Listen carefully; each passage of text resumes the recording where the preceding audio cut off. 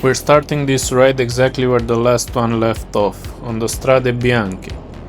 We intentionally looked for these white unpaved roads because they give you the best access to the iconic Cyprus views.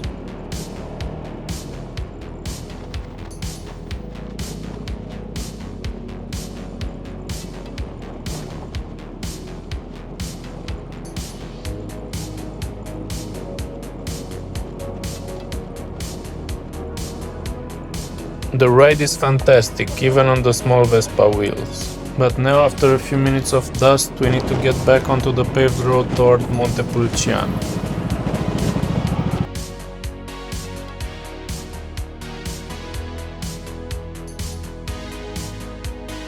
There it is.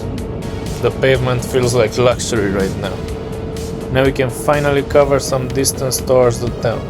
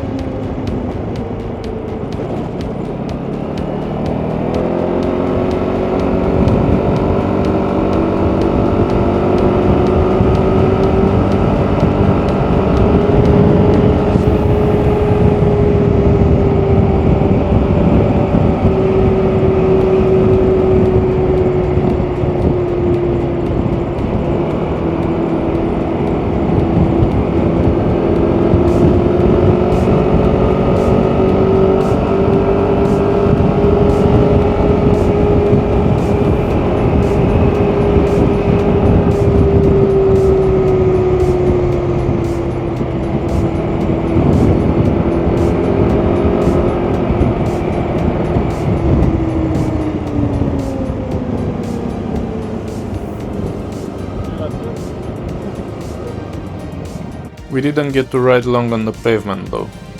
Maybe 10 minutes in we spotted this. It looks like a local farmer market or a small festival.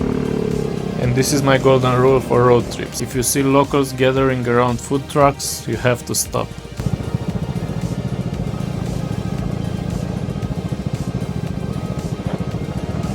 We grabbed a sandwich made right on the spot with porchetta and local cheese. It wasn't a Michelin star restaurant, but sitting there on the side of the road, covered in dust, it tasted better than anything.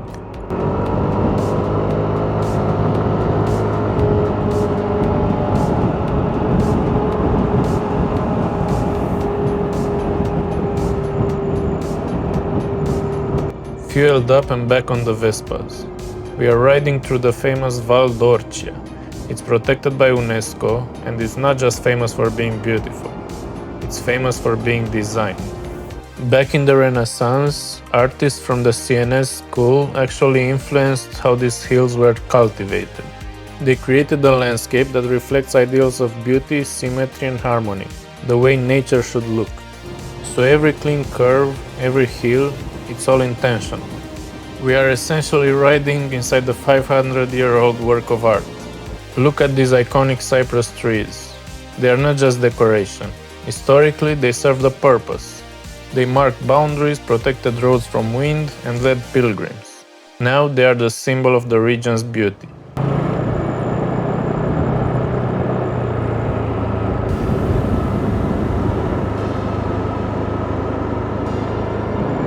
People often think of grapes, and yes, the Vino Nobile di Montepulciano is famous. But the true wealth here comes from the grains and olives. The colors of the fields change dramatically by the season. This is farming on a grand artistic scale.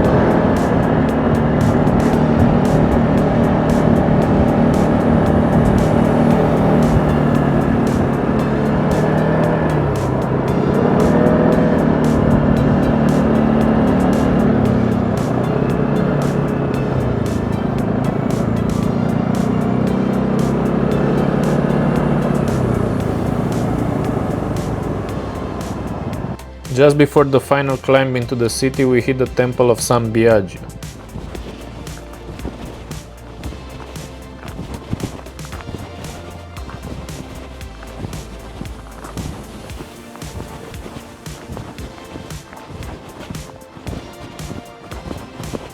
This building, standing all alone on the green field, is an absolute masterpiece of the Renaissance architecture, famous for its perfect symmetry and dome.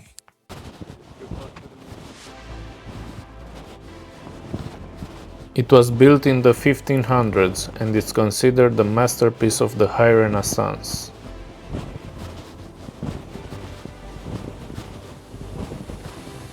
As I walked around it, you can feel the scale of the building against the open landscape. It reminds me of an old video game.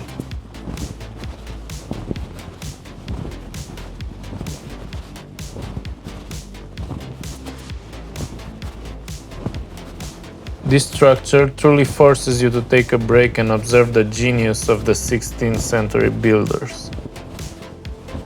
It's a required stop if you're ever in the area.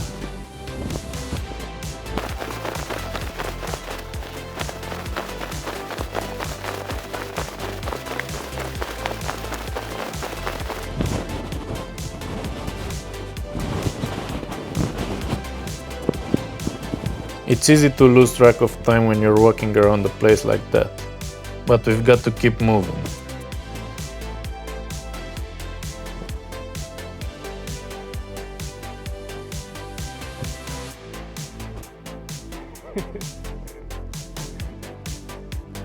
Time for the final part of today's adventure, climbing Montepulciano itself. This is where the Vespa small engine and lightweight really get tested.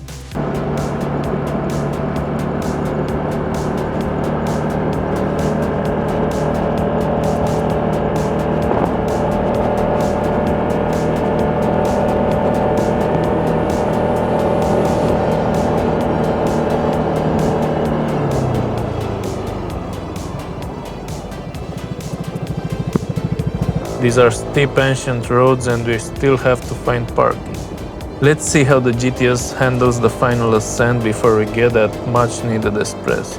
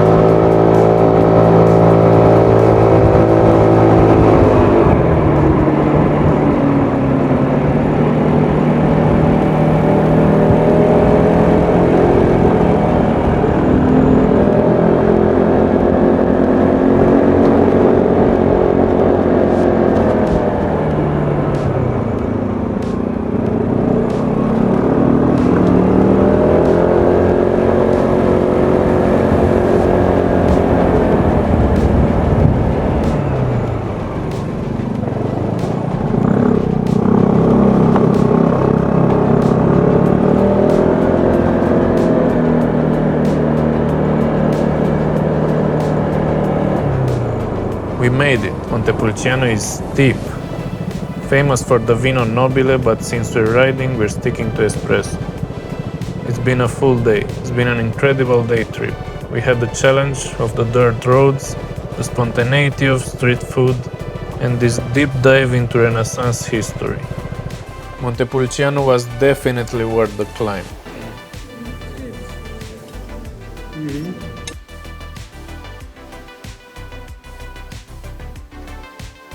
If you wanna see what happens when the weather turns on us, which is coming next, make sure to subscribe.